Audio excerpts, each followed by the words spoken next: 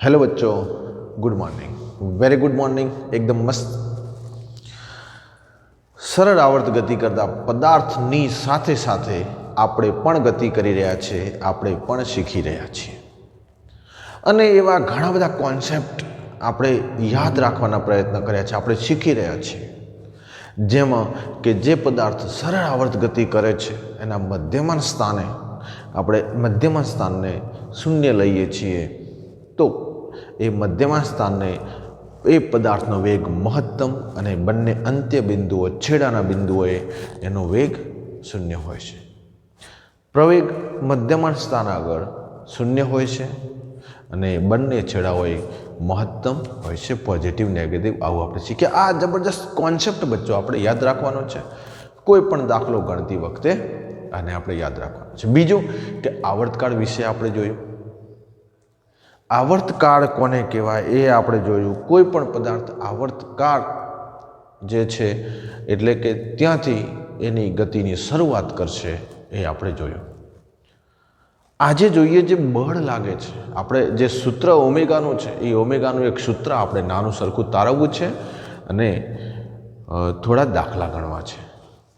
તો ટોપિક આપણા ટોપિકનું નામ છે, ટોપિકનું નામ એ પણ આપણી બુકમાં પણ આપેલું છે, સરળ આવર્ત ગતિ માટે બળનો નિયમ।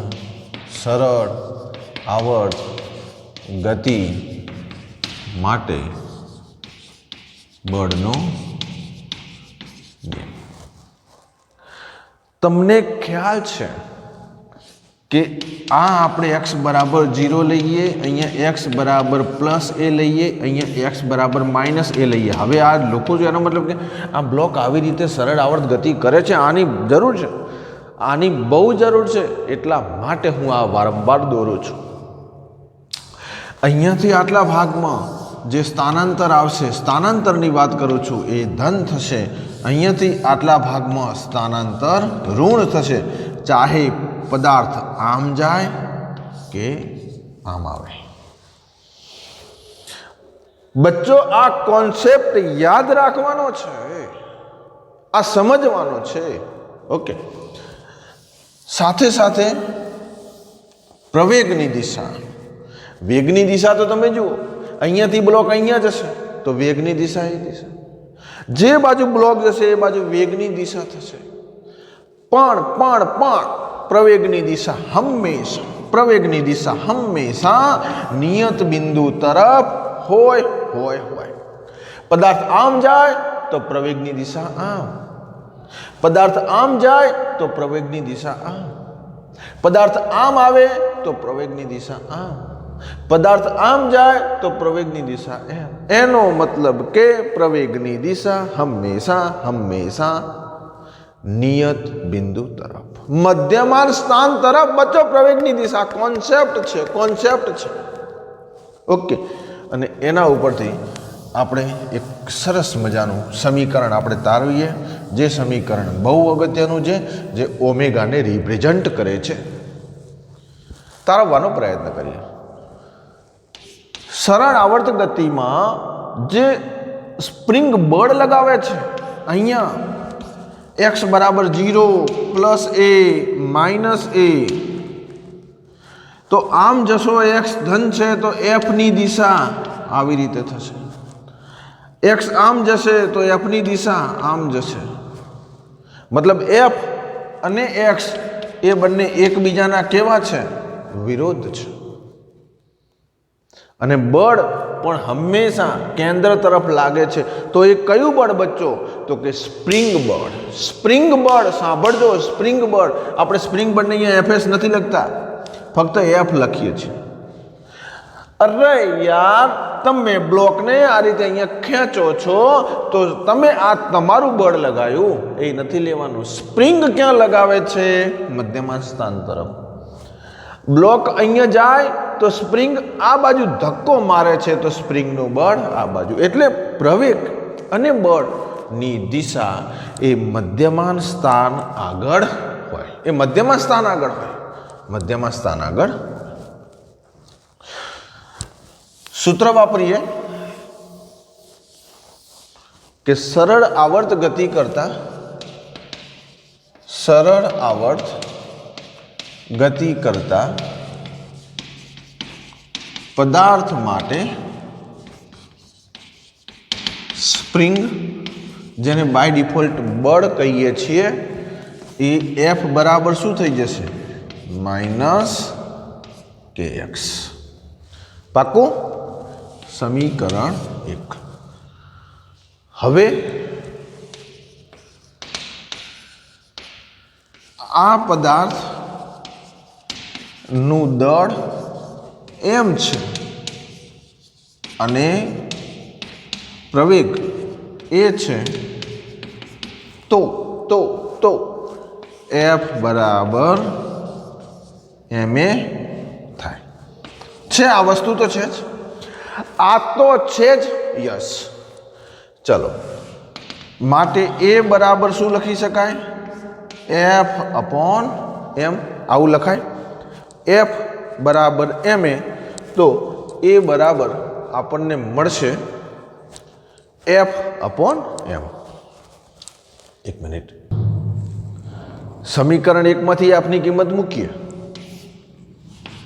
સમીકરણ 1 માંથી એફની કિંમત મૂકતા એ બરાબર એફની જગ્યાએ શું મૂકવાનું છે? -kx upon.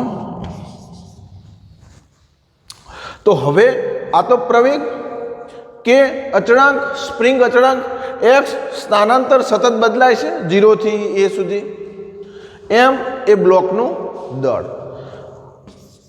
આ માટે આ k અપોન એમ પણ k અપોન એમ બરાબર ω²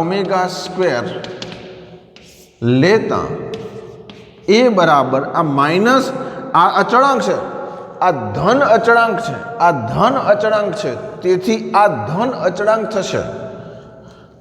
તો આ માઇનસ સાઇન એ તો એક્સ માટેની છે, પણ ગુણાકારમાં આવી રીતે લખી શકાય. આ જો પદાર્થ આવી રીતે સૂત્ર મળે, આવી રીતે શરત મળે, તો નક્કી છે કે પદાર્થ સરળ આવર્ત ગતિ કરશે. એટલે આપણે યાદ કરો પેલું સરળ આવર્ત ગતિ માટેની શરત, d² અપોન dt² બરાબર -ω² x અથવા y, એ અહીંયા છે.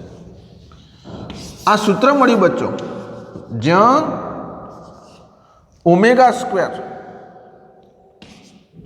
બરાબર અથવા ω બરાબર વર્ગમૂળમાં k અપોન એમ ધન અચળાંક. એટલે આપણે જે ઓમેગા જે લેતા હતા, જે વર્તુળાકાર ગતિમાં કોણીય આવૃત્તિ, એ અહીંયા કને આપણને કડાના સંદર્ભમાં મળશે. તો ઓમેગા બરાબર વર્ગમૂળમાં કે, આ સૂત્ર બચ્ચો યાદ રાખજો.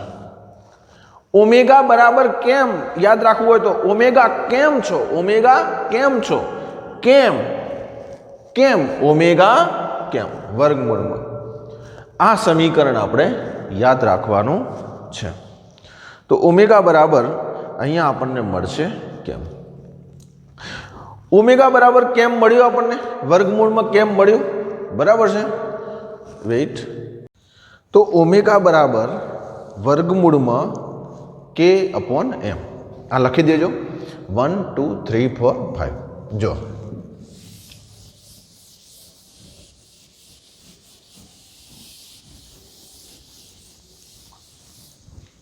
એટલે શું સૂત્ર મળ્યું? ઓમેગા બરાબર વર્ગમૂળમાં k અપોન એમ, ધન અચળાંક છે. હવે ઓમેગાની જગ્યાએ આપણે આવું લખી શકાય 2π/t. આવું લખાય? તો કે હા સર લખાય, ઓમેગા બરાબર 2π/t લખાય એમ. ઓકે, તો હવે t બરાબર શું મળશે? તો જુઓ, t બરાબર અહીંયા વ્યસ્ત છે, વર્ગમૂળમાં k અપોન એમ, t અપોન 2π બરાબર વર્ગમૂળમાં m અપોન k. આપણે તો ઓમેગાનું સૂત્ર યાદ રાખવાનું છે. તો t બરાબર, બોલો ગણિત, અહીંયા આ ગુણાકારમાં જાય તો 2π વર્ગમૂળમાં m/k। બચ્ચો આ આવર્તકાળનું સમીકરણ મળે। ફરીથી આ જે સમીકરણ હતું એમાં એ સમીકરણને આપણે 2 નંબર આપીએ તો ફરીથી આવૃત્તિનું સમીકરણ મેળવીએ।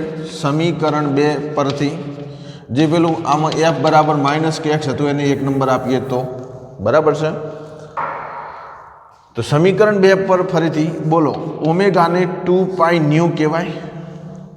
યાદ કરો કોણીય આવૃત્તિ ઓમેગા બરાબર 2πν, તો ઓમેગા બરાબર 2πν વર્ગમૂળમાં આની વાત કરું છું k/m ન્યુ બરાબર 1/2π વર્ગમૂળમાં k/m।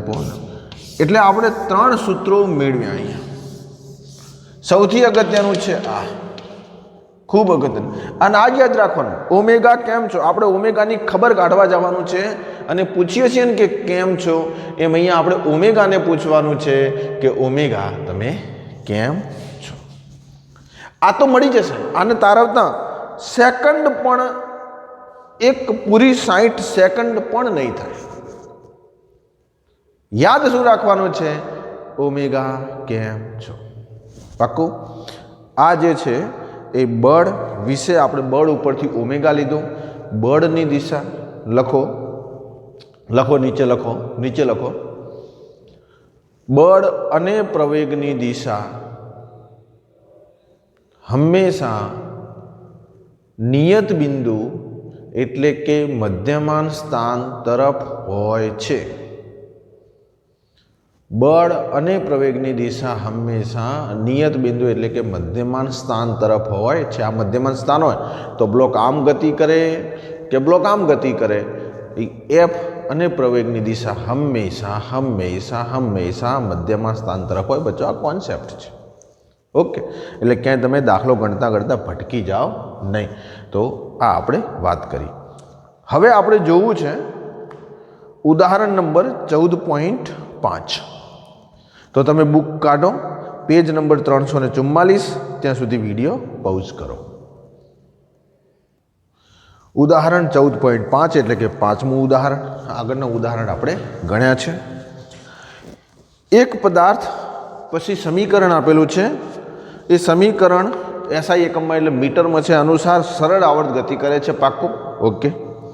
એમાં t બરાબર 1.5 સેકન્ડ સમય ગતિની શરૂઆત થઈ ગઈ છે, તો t બરાબર 1.5 એટલે કે 1.5 સેકન્ડ માટે આ પદાર્થના સ્થાનાંતર, ઝડપ એટલે કે વેગ અને પ્રવેગની ગણતરી કરો। બચ્ચો સ્થાનાંતરનું વિકલન કરીએ એટલે આપણને વેગ મળે અને વેગનું વિકલન કરીએ એટલે આપણને પ્રવેગ મળે। હા સર, એ તો ખબર છે। તો બસ સ્થાનાંતરનું સમીકરણ છે એ લખો। આપણે અહીંયા કંઈ બીજું હાલ કોઈ બનાવવા જવાનું નથી। ચાલો, સ્થાનાંતરનું સમીકરણ શું છે? અહીંયા x બાજુની ગતિ છે, કોઈ વાંધો નહીં। x બરાબર 5 cos 2πt પ્લસ π/4 ને સમીકરણ x બરાબર a cos omega t plus phi સાથે સરખાવતા એટલે આપણને બીજી ભૌતિક રાશિઓ મળશે। બોલો, કોસ ને તો કોસ સાથે સરખાવ એટલે a બરાબર 5। એકમ શું? તો જો આપેલો છે આ આખું જે સ્થાનાંતર છે એ મીટરમાં છે, અહીં લખેલું છે ને SI માં છે એટલે મીટરમાં છે। તો a બરાબર 5 મીટર થઈ જશે। ઓમેગા બરાબર, જુઓ આ છે ઓમેગા ટી, તો ઓમેગા બરાબર 2π થઈ જાય। ટીની કિંમત આપેલા દાખલામાં 1.5 સેકન્ડ લેવાની છે અને પ્રારંભિક કળા એટલે કે શરૂઆત ક્યાંથી કરે છે? π/4 એટલે કે 45ના ખૂણાથી શરૂઆત કરે છે। તો આવા કેસમાં સ્થાનાંતર શોધવાનું છે. તો આવા કેસમાં સ્થાનાંતર શોધવા માટે આને આપણે સમીકરણ 1 આપીએ તો આમાં કિંમત જ મૂકવાની છે સ્થાનાંતર શોધવા માટે. તો ચલો અહીંયા નંબર આપું 1. સ્થાનાંતર શોધવા માટે સમીકરણ 1 માં કિંમતો મૂકતા. કિંમતો મૂકી દઈએ તો x આપણને મળશે. જો આ સમીકરણ છે, આપણે જેવું તમે સમીકરણ નહીં મૂકતા, ડાબી બાજુની કિંમત શોધવાની, જમણી બાજુ કિંમત મૂકો, બસ એ જ વસ્તુ છે. તો 5 cos 2π × 1.5. અહીંયા હાલ આમાં સરખામણીની જરૂર નથી, કશું વાંધો નહીં, પણ આવી રીતે સરખામણી કરજો. લગભગ દાખલામાં સરખામણીમાંથી આપણે જવાબ લેવાના છે. π/4 સાદુરૂપ આપો. 5 cos બોલો 2 × 1.5 3π પ્લસ π/4. શું હજુ આ કડાનું સાદુરૂપ મળે? યસ મળે. જોઈ લો. ઓલ STC અહીંયા જે છે એ 2π પ્લસ થીટા, અહીંયા જે છે એ π/2 પ્લસ થીટા, અહીંયા જે છે એ π પ્લસ થીટા, અહીંયા જે છે એ 3π/2 પ્લસ થીટા. આ ખબર પડે છે? આ નોલેજ આપણે લેવાનું છે. સાઈન ને કોસ વિધેય છે એટલા માટે અહીંયા જુઓ, આ પાઈ છે, ભલે ને પછી 1π હોય, 2π હોય, 3π, એ શરૂઆત તો અહીંયાથી થશે. ઓકે, તો અહીંયા 3π છે, તો π પ્લસ થીટા એટલે કયું ચરણ? ત્રીજું ચરણ. પહેલું ચરણ, બીજું, ત્રીજું, ચોથું. બોલો, ત્રીજા ચરણમાં પાઈ આવે એટલે ખબર છે કે વિધેય બદલાતું નથી, પણ પ્લસ માઇનસ થશે. હું તમને એ કહેવા માગું છું. ઓકે, તો અહીંયાથી π/4 એટલે આટલા ખૂણે કણ, આ હાલ પરિસ્થિતિમાં કણ અહીંયા છે. તો હવે આનું સાદુરૂપ આપવું છે તો આ વિધેય અહીંયા તો ફક્ત tan ધન છે, cos તો ઋણ છે, એટલા માટે પાઈ છે એટલે વિધેય બદલાતું નથી. π/2 અને 3π/2 એ વિધેય બદલાય. એટલે આ આગળનું નોલેજ છે, એટલે હું જરા આટલું બોલી અને જવા દઉં છું. એ હવે શીખવાડતો નથી. તો 5 cos 3π/, એટલે કે ત્રીજા ચરણમાં cos ઋણ, એટલે અહીંયા આવી જશે માઇનસ, અને હવે π/4. બોલો, આની કિંમતો શોધાય એવી ખરી? યસ સર, શોધાય ને, કેમ ના શોધાય? cos 45ની કિંમત અમને ખબર છે. લોગ ટેબલમાં જોઈ લો બચ્ચો. cos 45ની કિંમત, cos 45 ડિગ્રીની કિંમત લોગ ટેબલમાં જુઓ તો હું અહીંયા લખું છું 0.707 મીટર. અને હવે આનો ગુણાકાર તમે કેલ્ક્યુલેટરમાં કરો તો -3.535 મીટર આવે છે. બચ્ચો, આ જવાબ આવ્યો. હવે આની ફિલિંગ લાવીએ.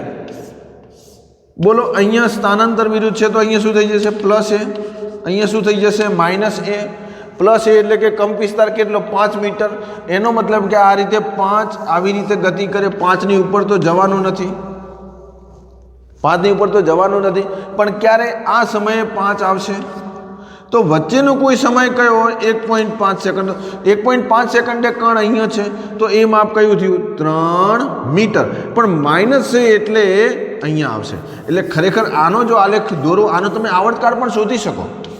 અરે યાર, ઓમેગા બરાબર 2π/t છે કે નહીં?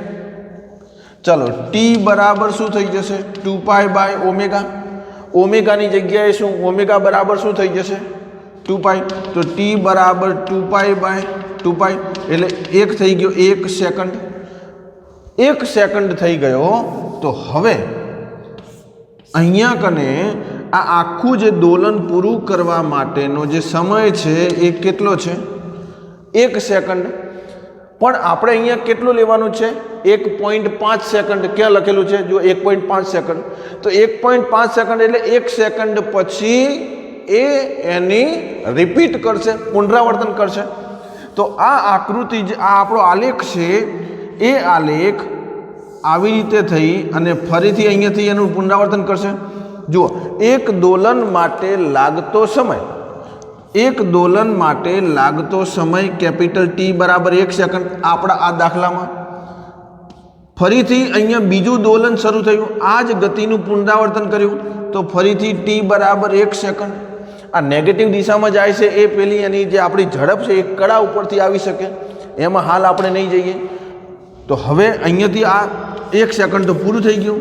હવે તમે અહીંયાથી 1 સેકન્ડ પછી લો તો 1.5, તો આટલી આ સેકન્ડ 2 થઈ જશે. અરે અહીંયાથી આ 1, અહીંયાથી આ 2 સેકન્ડ, 3 સેકન્ડ, 1 સેકન્ડે ગતિનું પુનરાવર્તન કરશે. કેમ? કારણ કે આપણા કેસમાં આવર્તકાળ કેટલો આવ્યો? 1 સેકન્ડ. બચ્ચો ઝડપ તો નથી થતી ને. જુઓ, સમજો, ફરીથી સમજો.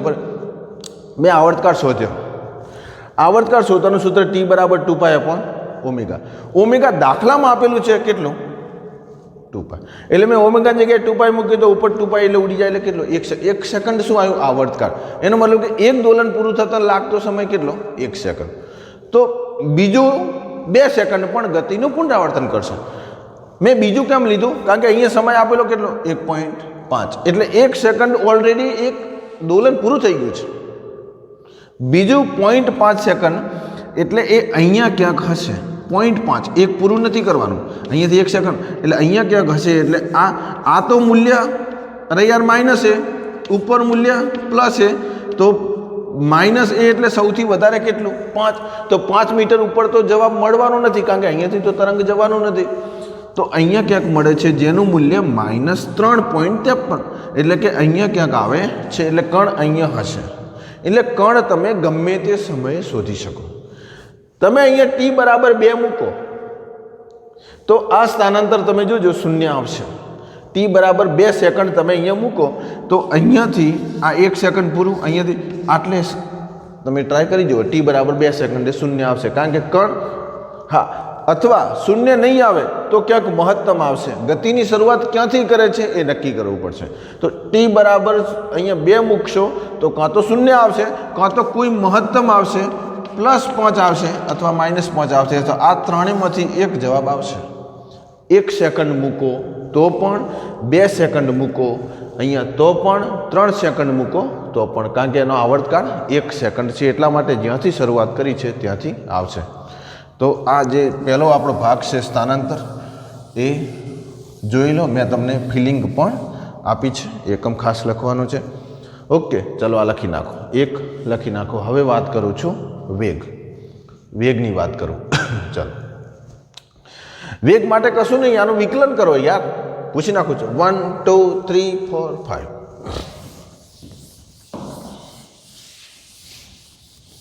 વેગ માટે સમીકરણ 1નું Tની સાપેક્ષે વિકલન કરશો. એટલે ઘણા વિદ્યાર્થી શું કરશે? વિડીયો પૌઝ કરશે અને જાતે ગણશે. બચ્ચો ટેવ પાડો, ખરેખર મજા આવશે. 12મામાં તમે ખરેખર હોશિયાર થઈ જવાના છો. ટેવ પાડો ધીમે ધીમે. હાલ તમને ટેવ નથી જાતે ગણવાની, જાતે ગણો ટેવ. ચલો ટેવ પાડો યાર. ચલો વિડીયો પૌઝ કરો યાર. ચલો કમોન Tની સાપેક્ષે વિકલન કરો. સમીકરણ 1 અહીંયા લખવું પડશે ને. વેગ માટે સમય તો T બરાબર 1.5 સેકન્ડ જ છે, એટલે અહીંયા લખવું હોય તો લખી શકાય પાછું. કે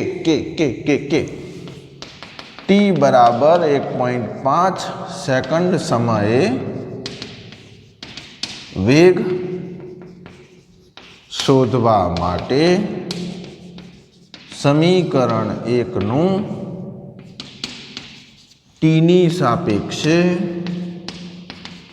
વિકલન કરતા. આ સમીકરણ આપેલું છે એટલા માટે આનું કરશો. બોલો તો શું થઈ જાય? dx/dt. એટલે વેગ મળે. 5નું વિકલન તો થાય નહીં. કોસનું વિકલન -sin, એટલે એ માઇનસ અહીંયા મૂકો. sin આ આખું લખી દેવાનું, +π/4. હવે આટલા ભાગનું વિકલન કરો. અહીંયા કંઈ T નથી એટલે આ તો અચળ કહેવાય. અહીંયા T છે એટલે ઓમેગા Tનું વિકલન. ઓમેગા એટલે શું થઈ જશે? 2π. તો હવે આને ગુણી દઈએ. આ થઈ જશે વેગ v. 5 દુ 10 માઇનસ ઇન્ટુ પાઈ. પાઈની કિંમત 3.14 મૂકીશું. સાઇન 2 પાઈ ઇન્ટુ 1.5 આપણે 1.5 સેકન્ડે જ લેવાનું છે, એ આપણે રકમ બદલવાની નથી. તો હવે આપણે આનું સાદુરૂપ આપવાનું. અહીં આ ફિઝિક્સની બ્યુટી છે. હવે ગણિત ચાલુ થશે. ઓકે, તો વી બરાબર -10 ગુણ્યા 3.14, જે કંઈ તમારી રીતે સાદુરૂપ આપો બચ્ચો. જો તમે સાદુરૂપ આપશો તો મને બહુ ગમશે. વી બરાબર -10 ગુણ્યા 3.14 સાઈન બોલો 3 પાઈ પ્લસ પાઈ બાય 4.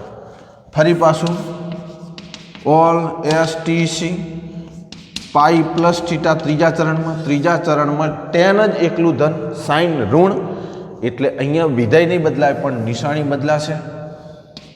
એટલે -10 ઇન્ટુ 3.14 માઇનસ સાઈનનું માઇનસ સાઈન, એટલે છેવટે તો અહીંયા શું થઈ જશે પ્લસ સાઈન. હવે 3 પાઈ તો નીકળી જાય, પાઈ બાય 4.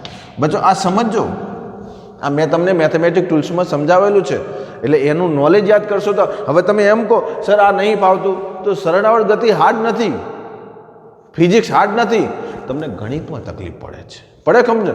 એટલે એ તમે અલગ તારવજો કે મને શું નથી આવડતું. હવે આ ગુણાકાર થઈ જાય 31.4. બોલો સાઈન 45નું મૂલ્ય, સાઈન 45નું મૂલ્ય જે કોસ 45નું મૂલ્ય. અરે યાર, સાઈન 45 બરાબર 1/√2, કોસ 45 બરાબર 1/√2. તો આનું મૂલ્ય 0.707 હતું. આનું મૂલ્ય પણ કેટલું? આ ના હોય તો ગોખી લેજો, યાદ રાખ્યો, મજા આવશે. ઓકે, સીધું તમારે લોગ ટેબલ જોવાની જરૂર નહીં પડે. ઇન્ટુ 0.707. હવે આનો ગુણાકાર તમને આવડશે. બોલો આનો ગુણાકાર શું થાય? 22 મીટર પ્રતિ સેકન્ડ, કારણ કે આપણે શું શોધ્યું વેગ. તો એ સરળાવડ ગતિ કરતા કણનું ડોટ સેકન્ડે વેગ કેટલો હશે? 22 મીટર પ્રતિ સેકન્ડ ધન. તો વિચારો, મેં પેલું લખાયું હતું કે જમણેથી ડાબે આવે તો ઋણ, ડાબેથી જમણે જતું. તો આ રીતે કણનું નક્કી થશે સ્થાન, કે કણ ખરેખર ક્યાં છે. કણનું સ્થાન નક્કી કરવા માટે તમે પાછા તરંગોની અંદર ભણશો. ચલો, આ 2 નંબર થઈ ગયો. શું થઈ ગયું? વેગ. હવે પ્રવેગની વાત. તો પ્રવેગમાં શું થશે? આ જે વેગનું સમીકરણ છે એને સમીકરણ 2 આપીએ તો આનું પાછું વિકલન કરવાનું. આ dx/dt શું થાય? વેગ થાય. આ શું થઈ જશે? વેગ. આનું ટીની સાપેક્ષે વિકલન કરશો એટલે પ્રવેગ મળશે. અરે યાર, વારંવાર v બરાબર dx/dt, a બરાબર dv/dt. તો v જે મળ્યું, v ક્યાં મળ્યું, આને v કહેવાય, તો આનું વિકલન કરવું પડે. ઓકે, ચલો લખી નાખો, પછી હું તમને પ્રવેગ લખાવું. ચલો 1 2 3 4 5. આ સમીકરણ યાદ રાખજો. સમીકરણ 2 નું આપણે વિકલન કરવાનું છે. ઘણા વિદ્યાર્થીઓ આ પણ વિડીયો પૌઝ કરીને પ્રવેગ જાતે ગણશે. બચ્ચો મને બહુ ગમશે, મને બહુ ગમશે. સમીકરણ 2 તો હું અહીંયા લખું છું. v બરાબર -5 -10 પાઈ, આનો ગુણાકાર કરી નાખ્યો, sine 2 pi t plus pi by 4 metre પ્રતિ સેકન્ડ. સમીકરણ 2. આ વસ્તુ મેં કશું નહીં કર્યું, ઉપર લખી છે. પેલું તો જવાબ લાવ્યો છે, જવાબનું વિકલન ના કરતા લ્યા, જવાબનું વિકલન કરતા નહીં, સમીકરણનું વિકલન કરવાનું. હવે નંબર 3, t બરાબર 1.5 સેકન્ડ સમયે પ્રવેગ, કોન્સેપ્ટ યાદ રાખો તો બધું આવડે. પ્રવેગ શોધવા માટે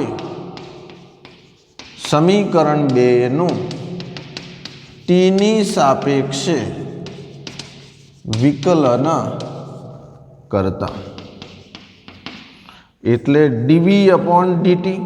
આ સમીકરણ, આ તો અચળ છે, -10 પાઈ, સાઈનનું વિકલન simple cos 2 pi t plus pi by 4, અને આટલા ભાગનું વિકલન અહીંયા શૂન્ય થઈ જશે, એટલે શું થઈ જશે?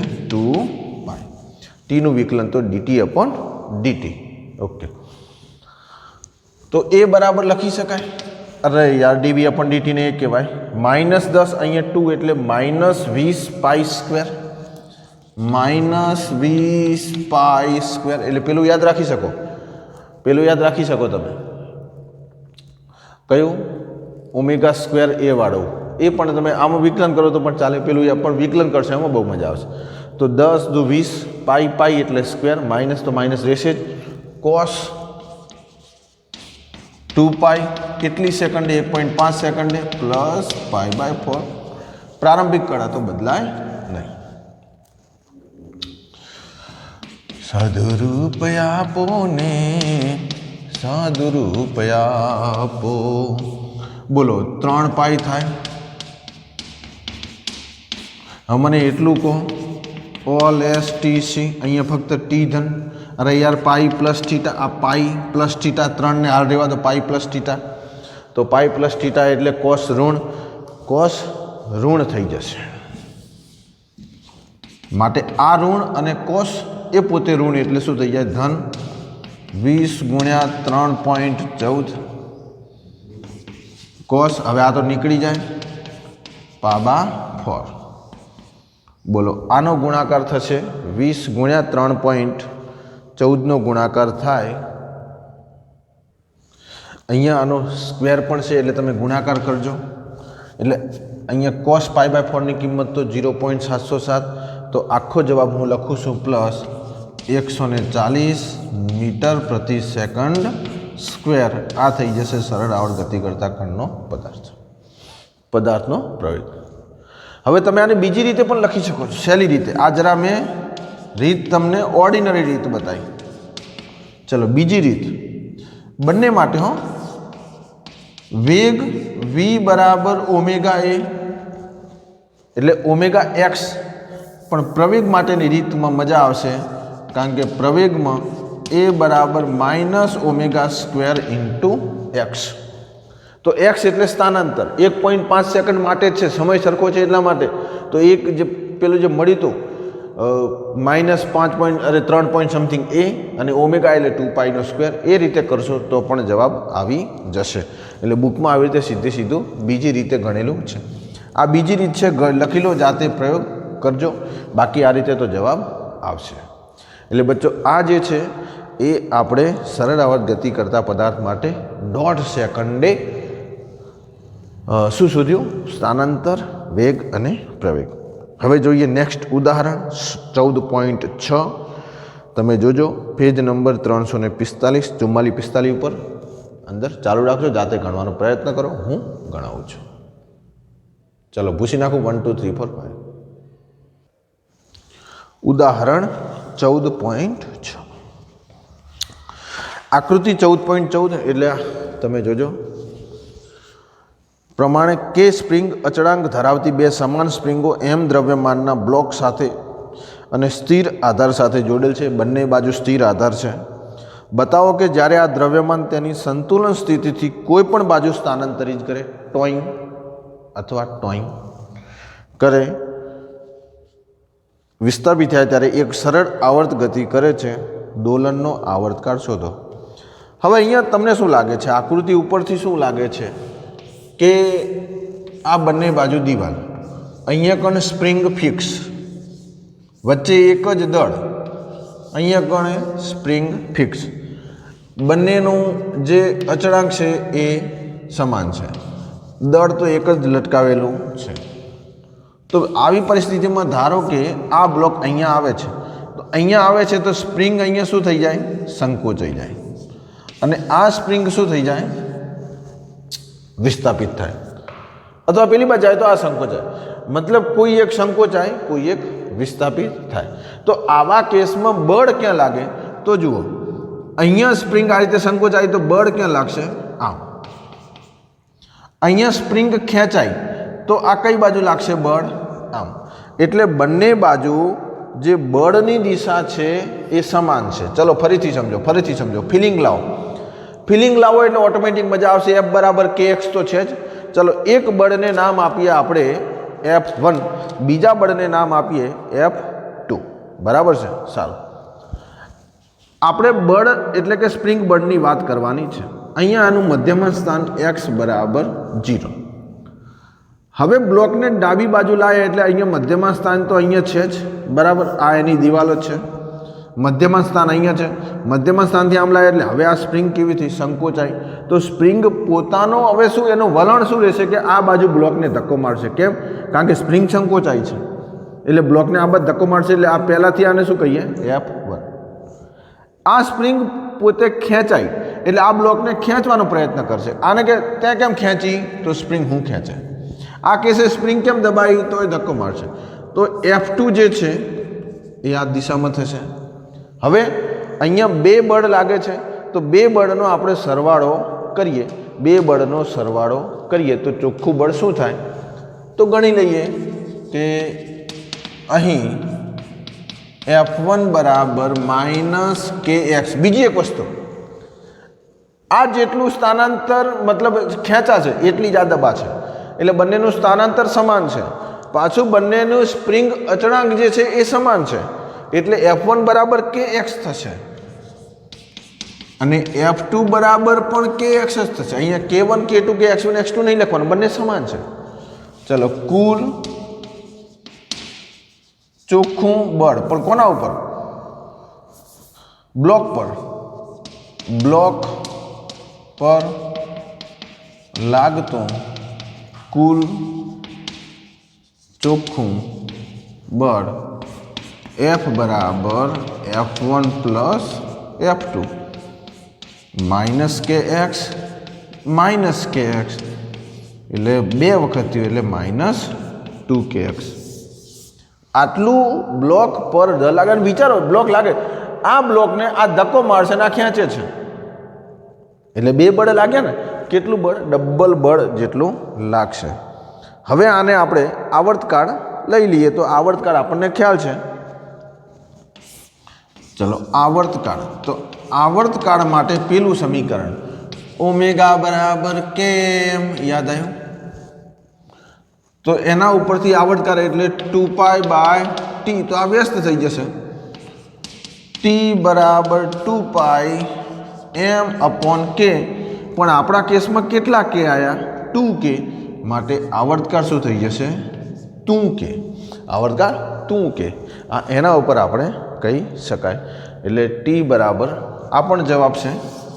અહીંયા આવર્તકાળ t બરાબર 2π વર્ગમૂળમાં m/2k. તો આ હતો બચ્ચો આપણો 14.6 ઉદાહરણ. ફિલિંગ માટે ઉદાહરણ હતું અહીંયા. આમાં કંઈ બહુ ખાસ મોટી વાત નથી, કોઈ કિંમતો નથી, પણ જસ્ટ ફિલિંગ માટે ઉદાહરણ. આમાં ઉદાહરણ થોડા હોવા જોઈએ. તો બચ્ચો આપણે આજે બળ વિશેની, ઓમેગાના સૂત્ર વિશેની, ઉદાહરણ વિશેની ચર્ચા કરી. તો આ લેક્ચર 8, આમ તો 7, 8, 9 એ ખરેખર જબરજસ્ત સરળ આવડ ગતિ માટેના લેક્ચર કહેવાય. વેગ પ્રવેગની ફિલિંગ આપે છે, વેગ પ્રવેગનો આલેખ આપે છે, સમયની સાથે કેવી રીતે બદલાય છે, આ બધી જ ફિલિંગ હોય. તો આ લેક્ચરોમાં છીએ. નવા લેક્ચરમાં મળીએ છીએ નવા ટૉપિક સાથે. આનો જ ટૉપિક જે ઉર્જાને આપણે રજૂ કરે છે એના વિશે. તો ત્યાં સુધી બચ્ચો સંભાળતા રહો, વાંચતા રહો અને શીખતા રહો. Tata, bye bye.